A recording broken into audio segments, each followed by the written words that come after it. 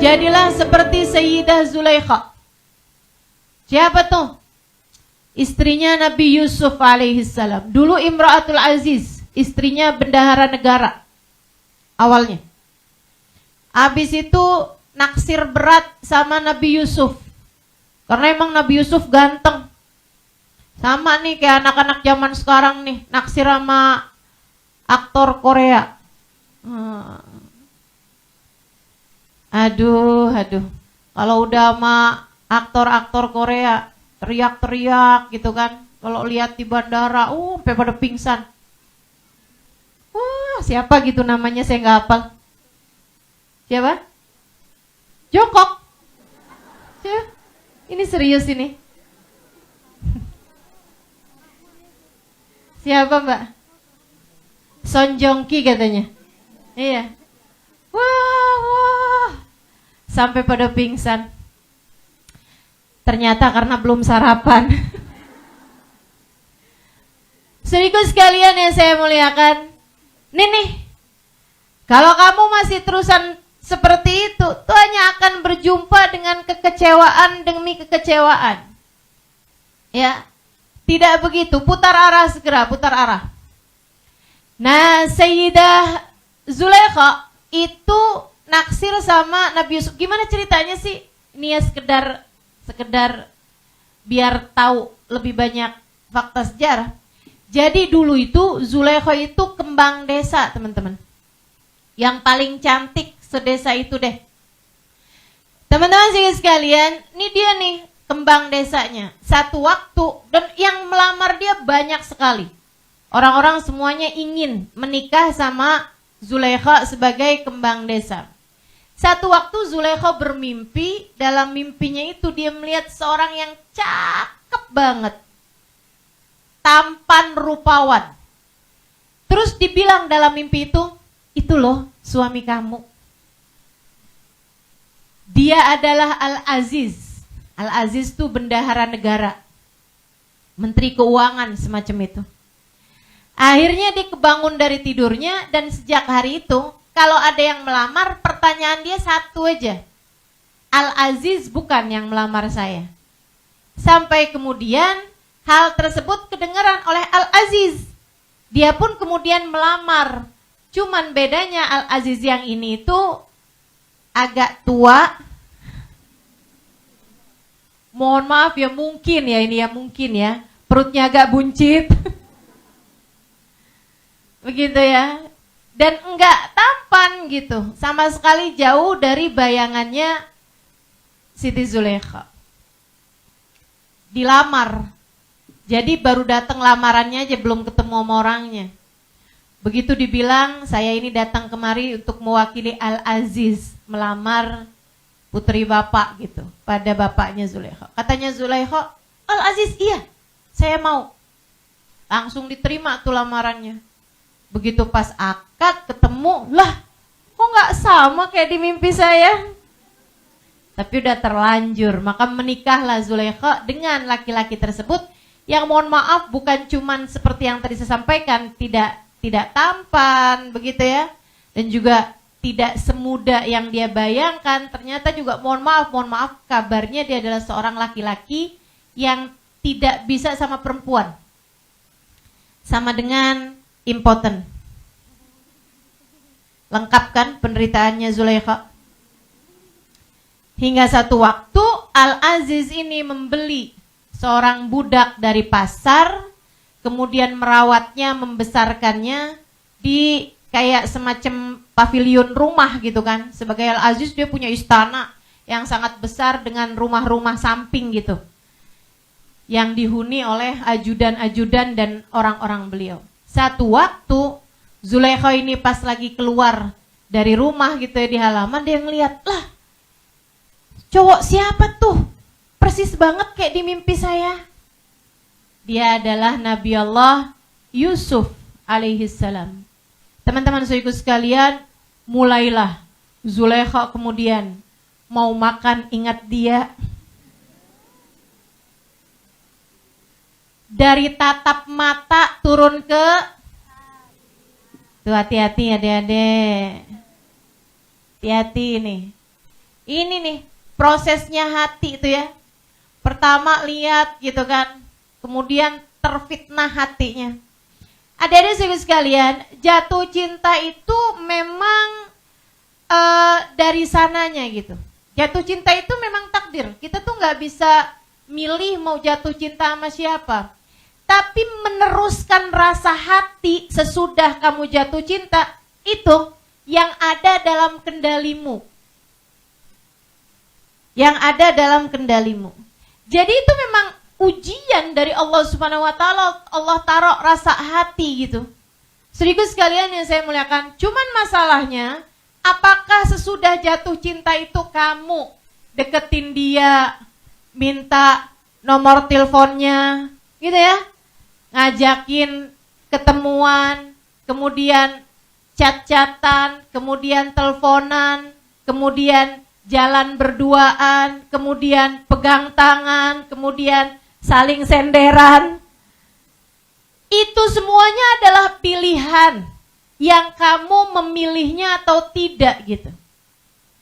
Jadi adik-adik saudaraku sekalian, hati-hati. Jangan suka nyalahin, saya bisa apa? Kalau sudah takdir menentukan saya jatuh cinta padamu, saya bisa apa terhadap rasa hati saya? Ya kamu bisa. Rasa hati itu pertamanya memang dari Allah Subhanahu wa taala. Akan tetapi kamulah yang memutuskan mau apa sesudah rasa hati itu datang dalam hatimu, Dek. Jangan nyalahin, ya habisnya udah takdir gimana ya, saya tuh gak bisa membohongi hati saya ya. Saya terperangkap dalam rasa yang tidak mampu saya kendalikan. Adik-adik saudaraku sekalian yang saya muliakan, nih Sayyidah Zulaikha ini memilih memutuskan sesuatu yang salah terhadap Nabi Allah Yusuf alaihissalam. Padahal memang Nabi Yusuf tuh ujung-ujungnya akan ditakdir Allah Subhanahu wa taala sebagai suaminya Zulaikha gitu. Cuman masalahnya nih Sayyidah Zulaikha tidak mampu mengendalikan perasaannya. Beliau sendiri yang salah gitu. Makanya Allah Subhanahu wa taala ketika menceritakan tentang nafsu, Allah Subhanahu wa taala menceritakannya dalam surat Yusuf, teman-teman saudara sekalian. Katanya Zulaikha, ada juga yang mengatakan, ahli tafsir mengatakan bahwa itu adalah perkataannya Nabi Yusuf, wa ma ubarri'u nafsi innan nafsa la ammaratun bisu. Aku tak akan pernah membiarkan hawa nafsuku, sebab hawa nafsuku akan selalu mengajakku kepada keburukan. Gitu. Jadi kalau misalnya ada datang rasa jatuh cinta dalam hatimu terhadap seseorang, gitu kan, jangan kemudian kamu ikut-ikutin. Mungkin ini adalah jodoh saya, gitu kan. Akhirnya terus saja tuh kamu ikutin alurnya hati. Jangan, Dek, jangan. Bukan untuk itu kamu diciptakan Allah Subhanahu wa taala, bukan. Bukan. Kendalikan hatimu, kendalikan hatimu. Ustazah, kalau misalnya nggak pakai pacaran gimana mau menikah? Saya nikah nggak pakai pacaran. Oh, langsung yang ngantuk pada langsung berdiri nih. Gimana ceritanya Ustazah? Gimana ceritanya gitu? Saya nikah nggak pakai pacaran. Saya lihat muka suami saya sesudah akad nikah. Saya tahu muka suami saya, oh dia nih. Oke lah, untung cakep. Saya taunya sesudah menikah, dia juga begitu. Lihat muka saya, itu sesudah akad nikah gitu kan. Ya mau gimana lagi, gak bisa dibalikin. Masya Allah, ya udah terima ala kadar deh gitu kan. Teman-teman saya ikut sekalian yang saya muliakan, jadi gak perlu tuh, kamu gak perlu berpacaran untuk bisa menikah. Lagian yang pada menikah-menikah, emang kamu nikah sama pacar? Atau kalaupun menikahnya sama pacarnya, emang itu pacar pertama? Kebanyakannya tidak. Maka yuklah jagain hati teman-teman sekalian. Sampai kemudian Zulaikha terfitnah gitu kan. Kan ceritanya begitu tuh. Mulai tuh sering disuruh-suruh datang ke rumahnya Zulaikha, disuruh bawa ini, disuruh bawa itu. disuruh bersihin ini, bersihin itu. Dan Yusuf sebagai budak gitu ya, harus taat kepada tuannya gitu. Sampai kemudian satu waktu di saat suaminya sedang pergi gitu, dia minta Yusuf masuk dalam kamarnya. Begitu ada di dalam kamarnya, dia tutup semua pintu. Yusufnya nanya gitu, mau apa tuan gitu kan? Wah, saya mau sama kamu. Waduh. Dan itu teman-teman sekalian, seperti yang tadi saya sampaikan ya, Zulaikha itu perempuan yang sangat cantik. Dan Nabi Yusuf juga laki-laki yang sangat normal untuk suka sama perempuan yang cantik. Tapi apakah rasa itu kemudian dibiarkan? Sudah takdir kita untuk saling mencintai, wahai Yusuf? Iya, wahai Zulaikha. Enggak gitu. Enggak gitu ceritanya, teman-teman. Kamu adalah seorang laki-laki yang pernah hadir dalam mimpiku. Begitu juga dengan dirimu, wahai Zulaikha. Enggak gitu, saudaraku sekalian yang saya muliakan. Tidak pernah dibenarkan percintaan yang tidak halal dalam Islam. Dan cinta itu tidak pernah cukup sebagai alasanmu berbuat dosa. Camkan ucapan saya, adik-adik. Ini nasihat saya kepadamu. Cinta tidak pernah cukup sebagai alasanmu untuk berbuat dosa. Gak ada ceritanya. Habisnya cinta gimana dong? Saya gak bisa mengendalikan rasa hati saya. Seharian saja saya nggak teleponan sama dia, hati saya berantakan gitu. Teman-teman saudaraku sekalian yang saya muliakan, jangan biarkan. Ustazah, bagaimana dengan mencintai dalam diam? Ini sering banget nih pertanyaan kayak begini nih. Saya cinta gitu, tapi nggak pernah ngungkapin apa-apa Ustazah, saya diem-diem aja gitu. Cuman dia saya panggil dalam setiap doa saya di akhir malam.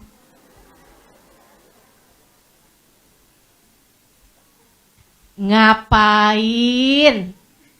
Ngapain, Dek?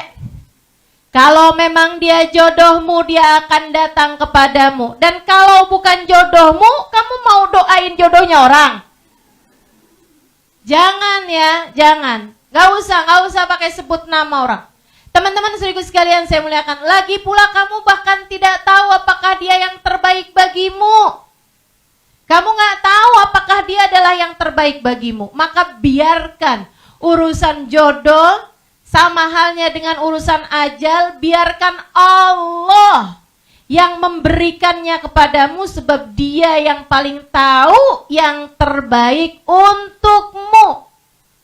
Sampai kemudian Nabi Yusuf bilang, ma'adallah, aku berlindung kepada Allah. Nabi Yusuf mau kabur, ditarik sama Siti Zulaikha sampai robek bajunya bagian belakang. Saat itulah suaminya ternyata buka pintu, dia datang.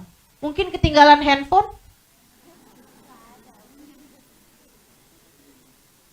Begitu masuk, wah Zulaikha nih. Liatin ya adik-adik, cinta karena nafsu. Zulaikha langsung ngomong kayak begini nih. Apa hukuman buat seorang laki-laki arada bi ahlika su, yang hendak berbuat keburukan kepada istrimu? Jadi kayak dia nih mau melecehkan aku gitu. Nah ini cewek biasanya emang kalau udah malu kayak begitu tuh. Udah malu suka kayak gitu tuh. Gitu ya. Apa istilahnya tuh, bermain seolah dia adalah korbannya gitu. Padahal dia pelakunya kan. Nabi Yusuf bingung aja. Akhirnya kemudian katanya Nabi Yusuf, dia yang membawa saya kemari. Sebenarnya suaminya lebih percaya kepada Nabi Yusuf daripada kepada istrinya. Ya kan memang yang paling tahu kita biasanya orang paling dekat sama kita ya kan. Jadi udah paham gitu. Kemudian diputuskan begini begitu hingga akhirnya teman-teman saudaraku sekalian, Nabi Yusuf kemudian berada dalam penjara ya, karena doanya juga. Nabi Yusuf ngerasa, ini kayaknya jadi orang ganteng nih susah banget ya. Ternyata jadi orang ganteng dari zaman dulu sampai sekarang susah ini ya. Jadi Nabi Yusuf lebih memilih untuk dipenjara. Beliau pun dipenjara selama berpuluh-puluh tahun Hingga akhirnya kemudian sekeluar beliau dari penjara, teman-teman sekalian, itu juga keluarnya karena memang orang udah tahu bahwa ternyata Nabi Yusuf adalah orang yang bertakwa pada Allah Subhanahu wa taala, dan dia mentakwil mimpinya seorang raja hingga seterusnya ya. Terusnya dari kisah ini yang mau saya ceritakan akhirnya, dan itu saat beliau keluar dari penjara itu, Zulaikha tuh sudah jadi seorang perempuan beriman, memantaskan diri untuk seorang laki-laki soleh. Nah ini nih, kalau saya ditanya, Ustazah apa yang harus saya lakukan sambil menunggu jodoh? Jadilah kamu seorang perempuan beriman yang memantaskan diri untuk seorang laki-laki yang soleh. Sebab at-thayyibat lit-thayyibin. Hanya perempuan-perempuan baik-baik untuk laki-laki yang baik-baik juga. Dan hanya perempuan yang jelek juga, buruk akhlaknya, buruk ibadahnya, buruk perangainya, untuk laki-laki yang buruk juga. Jadi ibu-ibu, teman-teman, adik-adik, saudaraku sekalian saya muliakan, berusahalah untuk bisa meraih kesolehan kamu sebagai seorang perempuan, hingga nanti Allah Subhanahu wa taala, buat adik-adik ya, hingga nanti Allah Subhanahu wa taala jadikan suamimu juga seorang laki-laki yang soleh. Dan buat ibu-ibu juga, jangan selalu aja nyalahin suami mulu. Ya gimana Ustazah, saya jadi perempuan soleha, imam saya aja kayak begitu. Imam saya nih, suami saya Ustazah, dia juga sholatnya terlambat, dia juga kalau bangun subuh kesiangan. Ya saya akhirnya juga jadi kayak begitu gitu. Teman-teman sekalian, gak gitu. Kamu berubah menuju kepada kebaikan, yang di sekelilingmu pun juga akan berubah menuju kepada kebaikan-kebaikan juga. Yang tadi saya mau sampaikan, Nabi Yusuf akhirnya menikah sama Siti Zulaikha sesudah Siti Zulaikha-nya telah meraih cinta, bukan lagi cinta manusia, akan tetapi cintanya Allah Subhanahu wa taala. Saudara sekalian, Siti Zulaikha menjadi seorang perempuan yang bertakwa. Kenikmatannya ada pada zikirnya kepada Allah Subhanahu wa taala. Kenikmatannya adalah saat lisannya menyebut-nyebut nama Allah Subhanahu wa taala. Hatinya terjaga, ia persembahkan hanya untuk Allah Subhanahu wa taala. Ia telah meraih derajat tinggi dari meraih cintanya Allah Subhanahu wa taala. Satu hari Nabi Yusuf datang ke rumah, sudah beliau adalah suami dari Zulaikha ya, dan beliau juga menjadi seorang Al-Aziz, seorang bendahara negara. Persis seperti yang dimimpikan oleh Zulaikha di masa mudanya gitu, di masa belianya. Dia panggil-panggil Zulaikha, Zulaikha, sayang, Zulaikha. Saudara sekalian, ternyata Zulaikhanya nggak dengar karena sedang asyik dengan urusannya sama Allah. Dia sedang zikir, sedang nikmat sekali. Sampai Nabi Yusuf buka pintu mendapati istrinya sedang di atas sejadah. Saudara sekalian saya muliakan, sedang beribadah pada Allah Subhanahu wa taala. Dia kemudian bilang, "Wahai Zulaikha, saya dari tadi memanggilmu." Kata Zulaikha, "Maafkan saya Yusuf, saya tidak mendengarmu." "Saya dari tadi sedang berzikir, wahai Yusuf, maafkan saya tidak mendengarmu." Teman-teman sekalian, Nabi Yusuf kemudian bilang, "Dulu aja kamu tuh kalau ngelihat saya nggak berkedip." Kemudian Zulaikha mengatakan, "Kuntu uhibbu Yusuf." Dulu aku mencintai Yusuf, akan tetapi sesudah aku kenal Tuhannya Yusuf, aku tak lagi memerlukan Yusuf. Karena teman-teman, cinta manusia itu semuanya fana. Sebab manusia itu semuanya pasti ada akhirnya gitu. Apalagi percintaan yang dari hawa nafsu. Itu pasti segede apa cintanya, secepat itu pula hilangnya. Sebab sesuatu yang berlebihan hanya akan berubah menjadi sebaliknya dalam waktu cepat ataupun lambat. Saya ulangi. Sesuatu rasa yang berlebihan hanya akan berubah menjadi sebaliknya dalam waktu cepat ataupun lambat. Makanya ada banyak sekali nih cinta manusia nih yang saya liatin nih. Diawali dengan aku tak sanggup hidup tanpamu. Habisnya nikah sebulan, 2 bulan, 3 bulan, 4 bulan, 5 bulan. Kalau berantem bilangnya aku tak sanggup hidup denganmu. Dulu sebelum nikah ngelihat semua orang nggak ada yang cantik selain istri saya, selain calon istri saya, selain pacar, selain dia gitu. Nggak ada yang menarik selain dia. Kayaknya semuanya mendorong ya.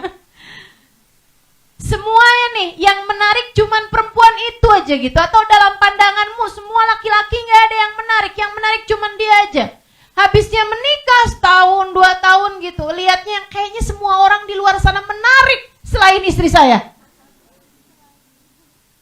Sepertinya semua orang di sana cakep semua selain suami saya.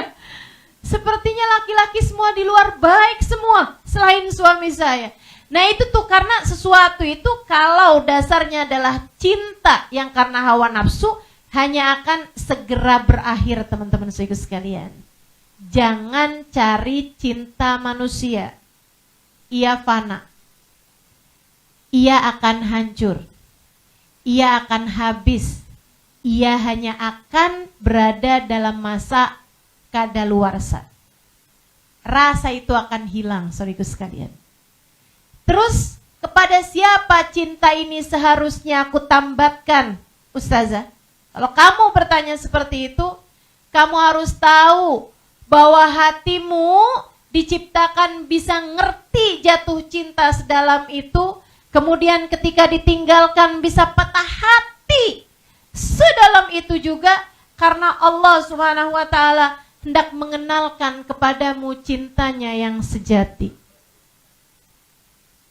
Allah ketika mencintai seorang hamba, dipenuhinya tangki cinta, tangki hati hamba tersebut dengan cinta yang utuh darinya, membuat dia tak lagi perlu terhadap cinta siapapun.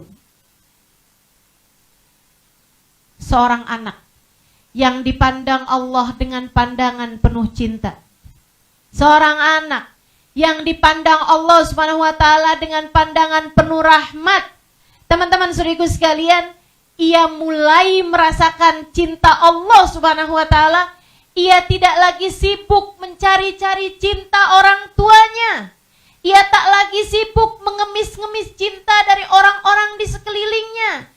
Ia tak lagi sibuk mencari-cari perhatian dari orang-orang yang ada di sekelilingnya. Sebab ia tahu dimanapun ia berada, Allah selalu bersama dengannya. Dia cukup dengan kasih sayang Allah. Dia cukup dengan pandangan rahmatnya Allah Subhanahu wa taala.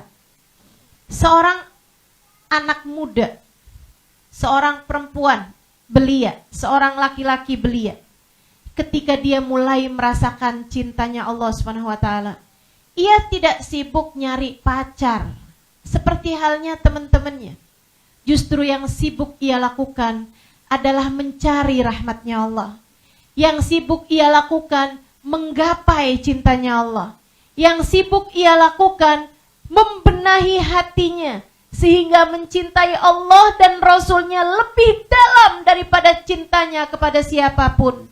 Di saat malam ia menengadahkan tangannya sesudah beberapa rakaat sholat yang ia lakukan. Ia berkata, ya Allah, di saat teman-temanku mencari cinta manusia, ya Allah, izinkan aku untuk Engkau kenalkan dengan cintamu, ya Allah.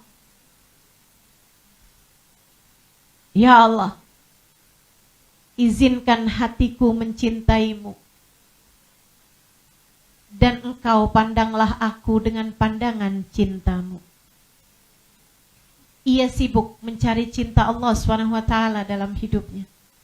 Ketika ia berpakaian, ia tidak lagi berpakaian mencari mana ya pakaian yang membuat saya paling akan dilirik, paling akan dilihat sama laki-laki.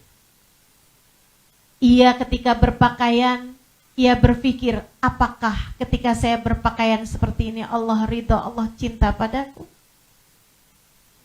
Ketika dia berbicara, ia tidak menjadikan kata-katanya sebagai kata-kata yang paling menarik untuk didengar oleh orang lain. Akan tetapi ia bertanya pada dirinya, jika saya mengatakan seperti ini, apakah Allah ridho pada saya? Ia menjadikan dorongan dan motivasinya untuk berbuat segala sesuatu adalah meraih dan menggapai cinta Allah Subhanahu wa ta'ala. Ketika ia bahkan sebagai seorang perempuan, sebagai seorang istri dari suaminya, ia pun juga tidak sibuk-sibuk mencari cinta suaminya. Sebab dia bahkan faham cinta suaminya berada dalam kendali Allah. Hati suaminya berada dalam kendali Allah Subhanahu wa ta'ala. Ia hanya sibuk mencari cinta pencipta suaminya, Allah Subhanahu wa ta'ala. Sebab ia tahu, suamiku adalah hamba. Suamiku adalah makhluk yang dapat berubah-ubah rasa hatinya. Suamiku adalah manusia yang esok atau lusa dapat meninggalkanku kapan saja. Entah dia berpaling kepada perempuan lain, entah dia meninggal dunia, atau apapun aja bisa terjadi di atas muka bumi ini. Akan tetapi Engkau satu ya Allah. Aku harap tidak akan pernah meninggalkanku. Makanya saya suka bilang sama para istri-istri yang kadang-kadang curhat sama saya meskipun sekarang sih saya nggak ada sesi curhat-curhatan ya.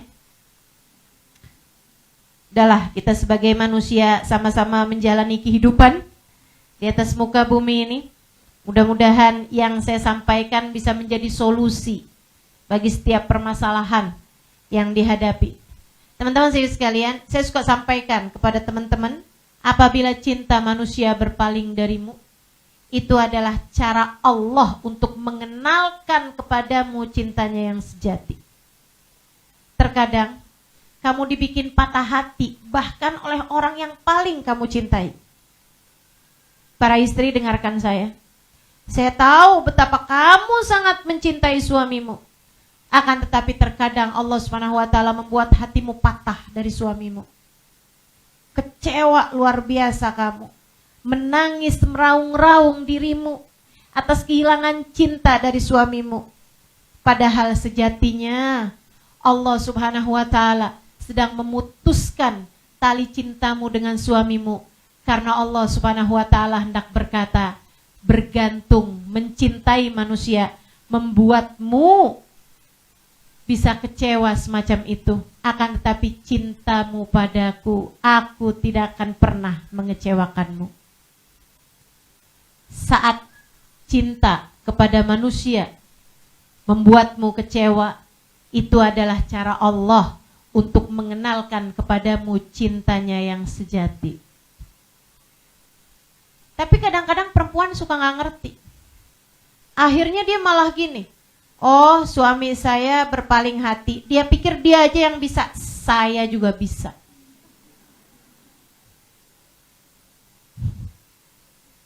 Masya Allah, Masya Allah. Ini orang gak ngerti-ngerti nih. Akhirnya putus dari suaminya yang itu, nikah lagi dengan laki-laki yang lain, sudah dia berpacaran misalnya gitu. Dia sibuk aja ngelihat, oh suami saya sekarang udah nikah nih sama dia, berarti saya juga harus cepet-cepetan. Selesai masa iddah langsung nikah. Teman-teman saudara sekalian, saya muliakan, habis itu kecewa lagi hatinya, nangis lagi. Yang asalnya udah mulai tinggal tahajud lagi sekarang. Kata Allah, kok kamu gak ngerti-ngerti juga sih? Aku patahkan hatimu karena aku hendak mengenalkan kepadamu cintaku yang sejati. Maka pahami ini. Yang pada punya suami, gak usah nunggu dipatahkan hati sama suamimu. Dari sejak sekarang, arahkan perahumu kepada cinta yang sejati. Cinta Allah Subhanahu wa ta'ala yang tak akan pernah menyia-nyiakanmu.